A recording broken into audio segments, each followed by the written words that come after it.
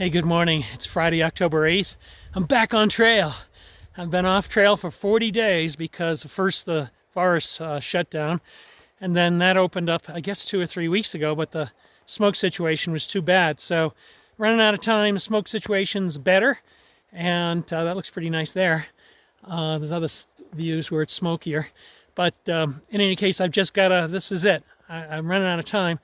So I've got about 95 miles of hiking to make it to Kennedy Meadows. It's cold. I'm cold right now, but hopefully once I start moving, I'll be less cold. And so, it's going to be quite cold going over Kearsage Pass and Forester Pass, but I'm up for it. I'm going to give it a go, and then I'll hopefully make it to Kennedy Meadows in 5 days or so, maybe 6. I think I'm going to go slow. I'm a little bit out of shape compared to where I was getting off trail. And excited to be back out here again. A little trepidation because of the cold and the fact that no one else is around, but I'm giving it a go. So talk to you soon.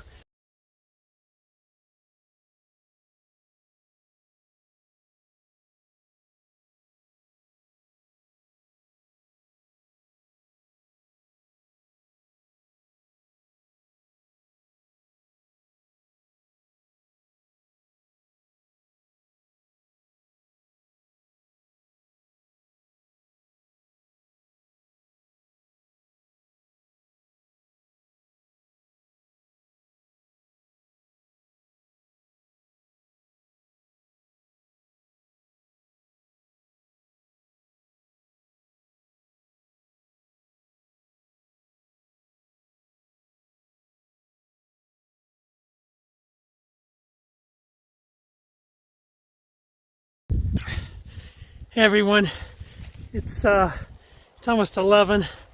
I've only gone 4 miles. It's snowing like crazy and windy as heck, getting wet here. So I'm gonna try putting my kilt on instead of rain pants. Rain pants probably make me sweaty, but I'm gonna stop. It's been I've already taken one bad fall, hit my ribs. I had to stop for like 15 minutes trying to catch my breath. My gloves are blown away, but yeah, I don't want to get wet and hypothermic here. It is quite cold. Conditions are harsher than I expected. Dang. So I won't be stupid. If it stays crazy, then I might seek an early shelter and throw up my tent and crawl inside. I don't want to put my puffy on. I'm afraid I'll get sweaty, but I do have a shell on right now over a thin layer. Check in later. Hey everyone, it's I'm retreating. It's near whiteout conditions, freezing, and I'm not even at the pass yet. I'm supposed to be in the teens tonight. I'm already wet, so I'm gonna head back down and probably find a sheltered place to camp and sort out from there. Maybe go all the way to the parking lot if necessary. This is a bit too much.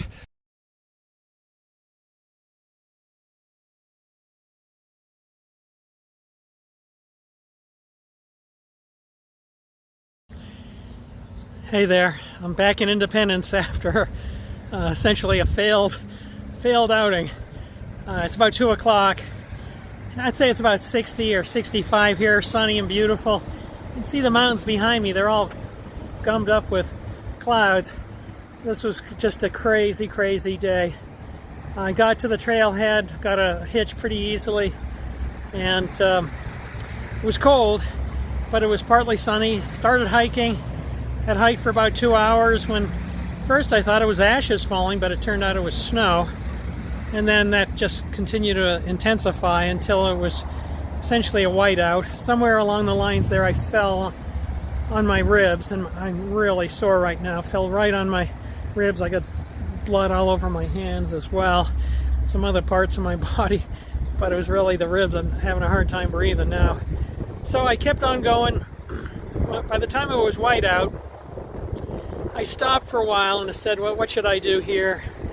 Since I was going up further in elevation, and I was probably 5 or 6 miles in on the Kearsage Pass trail.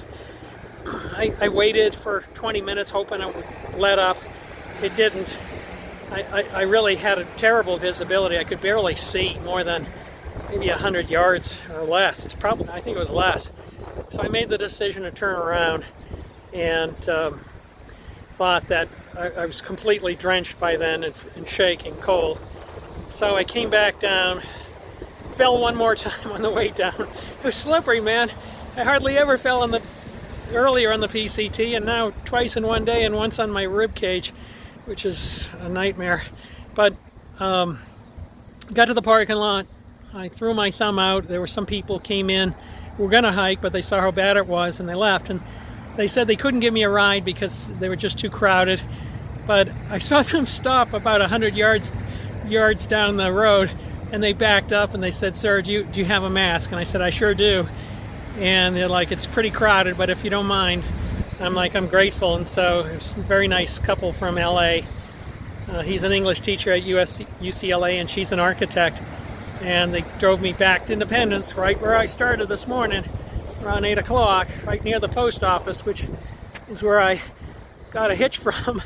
And so I'm not 100% certain what I'm going to do next. My rib cage is really quite in pain right now. Hopefully I didn't crack something. I have done this before. This isn't my first rodeo, falling and breaking ribs, hiking, no less. But what I'm leaning towards right now is trying to spend the night in Independence, and then I got a hitch.